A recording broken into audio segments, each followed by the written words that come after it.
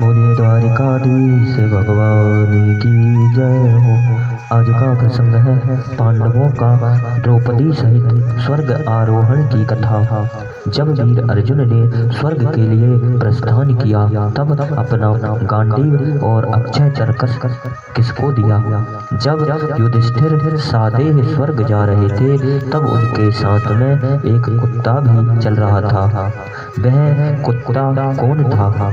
यही प्रसंग सुनाने जा रहे हैं। आशा करते हैं आप इसे अवश्य ही पसंद करेंगे। यह प्रसंग महाभारत के महाप्रस्थानिक पर्व से लिया गया है।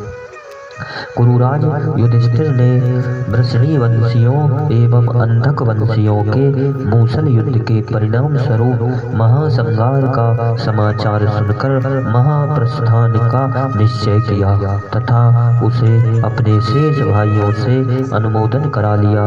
तत्पश्चात धर्मराज ने युयुत्सु को बुलाकर उसे संपूर्ण राज्य की देख रेख का भार सौंपकर हस्तिनापुर के राज सिंहासन पर परीक्षित का अभिषेक किया तथा यदुवंशियों में जो बचे हुए थे उनका राजा भगवान श्री कृष्ण के पौत्र वज्रनाभ को इंद्रप्रस्थ का राजा बनाया। राजा वज्रनाभ की तथा परीक्षित की रक्षा का भार सुभद्रा पर सौंपकर सभी भाइयों व द्रौपदी सहित अपने समेरे भाई भगवान श्री कृष्ण, बूढ़े मामा वसुदेव जी तथा बलदेव जी आदि का भी तर्पण कर व विधिवत श्राद्ध कर ब्राह्मण भोज कराया। असंख्य रत्न वस्त्र घोड़े रथ व दास दासी दान किए। द्रौपदी सहित सभी भाइयों ने राजसी वस्त्र व आभूषणों का त्याग कर वल्कल वस्त्र धारण किए और राज्य को त्यागने के समय विधि पूर्वक संन्यास ग्रहण कर वन को चल दिए। अंतःपुर की स्त्रियों सहित समस्त नगरवासी दुखी मन से पांडवों को नगर से कुछ दूर तक पहुंचाकर वापस आ गए। पांडव लोगों ने जब सभी तीर्थों का भ्रमण कर हिमालय पर चढ़ना प्रारंभ किया तब साथ में एक कुत्ता भी खो लिया।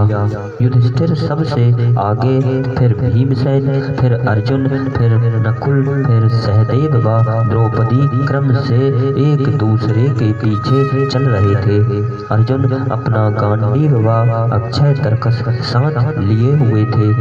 लाल सागर के निकट दिव्य भूतिमान पुरुष शरीरधारी अग्निदेव रास्ता रोके खड़े थे। अग्निदेव बोले कि हे अर्जुन, यह गांडीव व अक्षय तरकस दोनों ही वरुण देव से लेकर तुम्हारे लिए लाया था। इसे वन में ले जाने की कोई आवश्यकता नहीं है। अब इन्हें वापस दे देना चाहिए। अर्जुन ने गांडीव व अक्षय तरकस दोनों ही अग्निदेव को वापस दे दिए। अग्निदेव लेकर उसे अंतर्ध्यान हो गए। ये लोग आगे बढ़ रहे हैं। इसी प्रकार चारों तरफ से घूमकर पांडव लोग हिमालय को पार कर वालुकर्णम के पास सुमेरु पर्वत पर पहुँचे कि वहाँ द्रौपदी योग भ्रष्ट होकर पृथ्वी पर गिर पड़ी और प्राण त्याग दिए। पांडव लोग आगे बढ़ते गए। फिर सहदेव कुछ दूर और आगे चलकर नकुल कुछ दूर और आगे चलकर फिर अर्जुन, फिर कुछ और आगे चलकर भीमसेन, यानी चारों भाइयों ने गिरकर प्राण त्याग दिए। अब अंत में एकमात्र युधिष्ठिर व साथ में कुत्ता ही बचा। युधिष्ठिर आगे बढ़ते गए। रथ पर सवार होकर महाराज इंद्र आए और युधिष्ठिर को अपने रथ में बैठने को कहा, परंतु द्रौपदी व भाइयों के वियोग से धर्मराज ने अकेले स्वर्ग जाने में अनिच्छा प्रकट की। तब इंद्रदेव बोले कि हे धर्मपुत्र, तुम शोक न करो। तुम्हारे सभी भाई व द्रौपदी शरीर त्यागने के साथ ही स्वर्ग जा चुके हैं, परंतु तुम सशरीर ही स्वर्ग में आ सकते हो। अतः तुम आओ, रथ पर बैठो और चलो।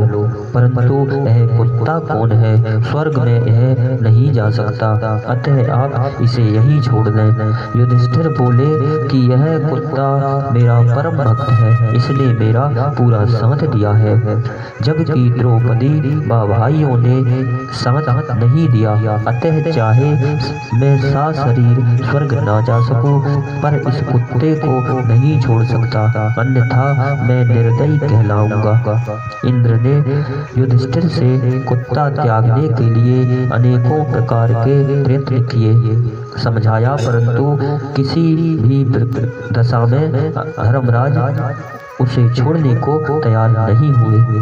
उसी समय धर्मदेव ने कुत्ते का रूप त्याग कर अपने असली रूप में आ गए और बोले कि हे पुत्र, तुम्हारे प्राणी मात्र पर के ऊपर दया करने के कारण मैं बहुत प्रसन्न हूँ। अब तुम रथ पर सवार होकर स्वर्ग का गमन करो। युधिष्ठिर रथ में सवार होकर स्वर्ग को चल दिए। साथ में अन्य रथों पर देवता व ऋषिगण भी थे। रास्ते में नारद जी ने उच्च स्वर में कहा कि युधिष्ठिर सभी राजऋषियों में श्रेष्ठ है, क्योंकि ये सादेह स्वर्ग में आए हैं। इस प्रकार धर्मराज युधिष्ठिर सादेह स्वर्ग में पहुँचे। इन्हीं शब्दों के साथ बोलिए द्वारिकाधीश भगवान की जय।